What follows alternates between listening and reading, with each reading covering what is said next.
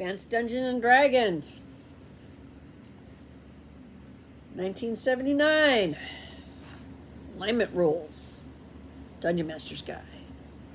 Changing alignment. Oh, the thing everybody dreaded. You know, whether it happened to you or not, invariably you ended up knowing somebody it happened to. So, or hearing about it happening to somebody. And so nobody wanted this. And anybody who had the Dungeon Master's Guide, whether they were DMing or not,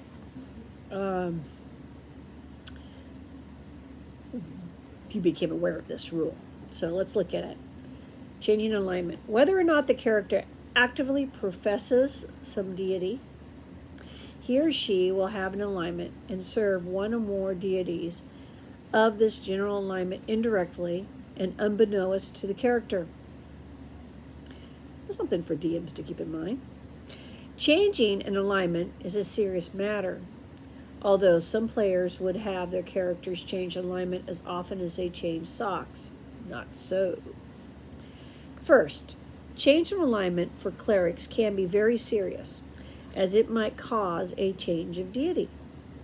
If a druid changes his or her alignment, that is, becomes other than neutral, then he or she is no longer a druid at all. Change of alignment will have an adverse effect on any class of character if he or she is above second level.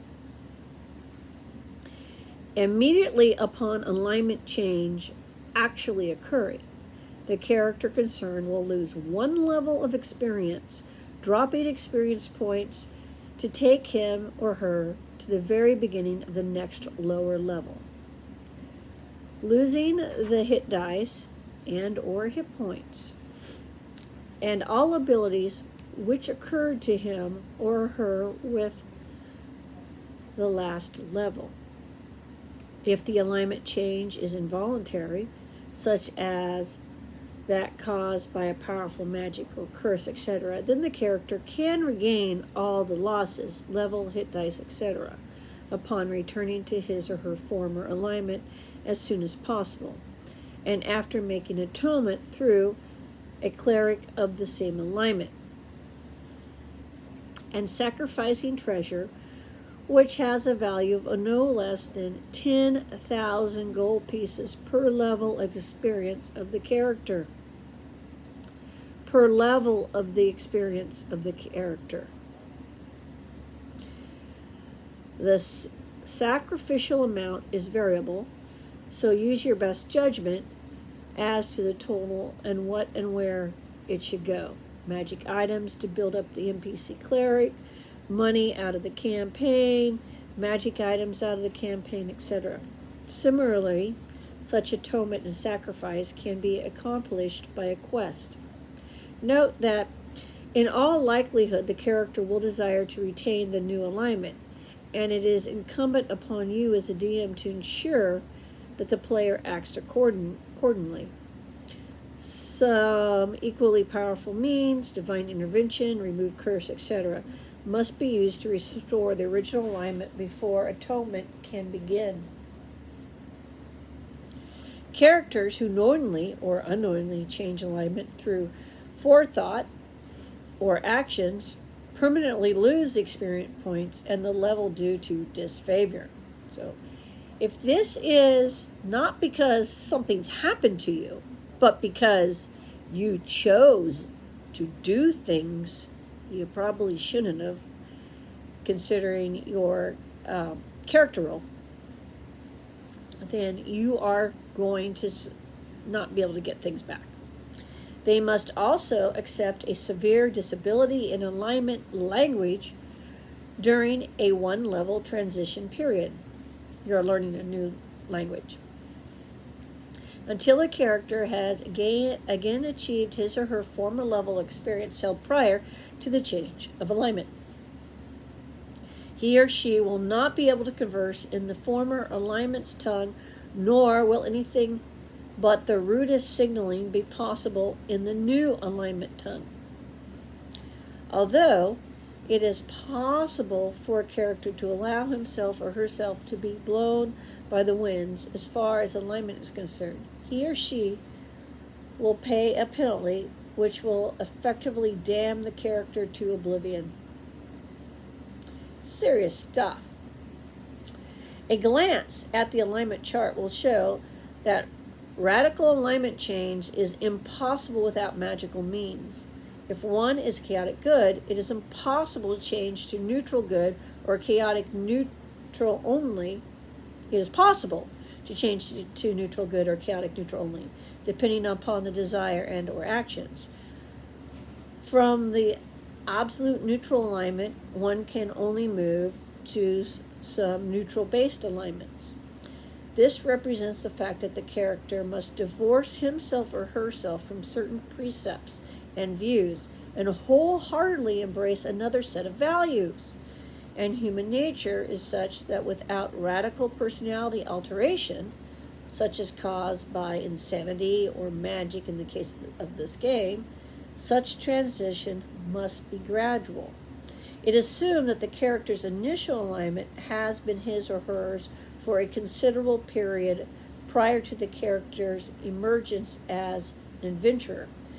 This ethos will not be lightly changed by a stable, rational individual.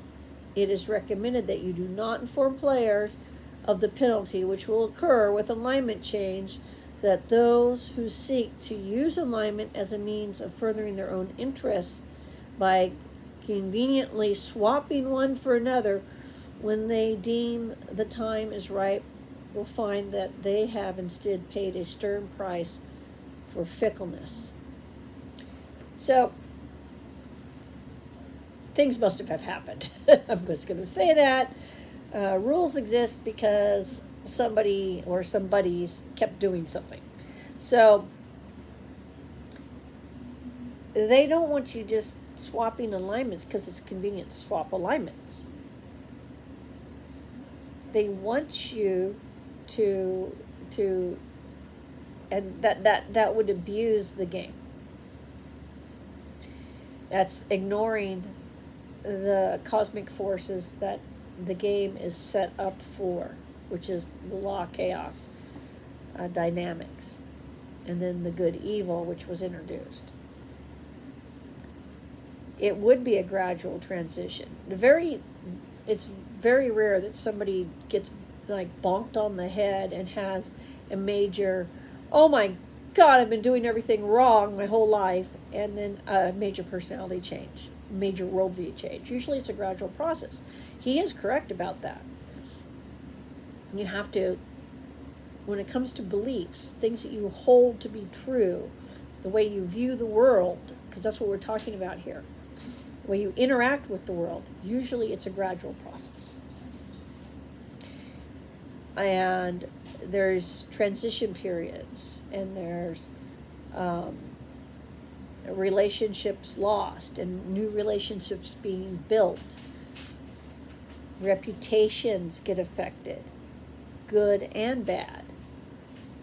You know, you can go from being seen to be a strong personality to weak because you had an epiphany, and now that epiphany makes you act differently than you would have in the past. And so the people who expect you to act a certain way now look at you with disdain. These mechanics are all expressing that. But also they're trying to prevent abuse just because it's convenient. I mean, there is an alignment for just doing what's best for you all the time. That does exist. So that if that's the kind of character you want to play, then that's the alignment you should take. Otherwise, you're agreeing to play a specific sort of personality in a heroic setting. And you're agreeing to deal with all the dilemmas and conflict that will create internally and externally. That's why it's called role-playing. So these are the rules for 1979. Now I'm going to take a look at 2014. I'm not going to go through every variation. And we're going to see how much 2014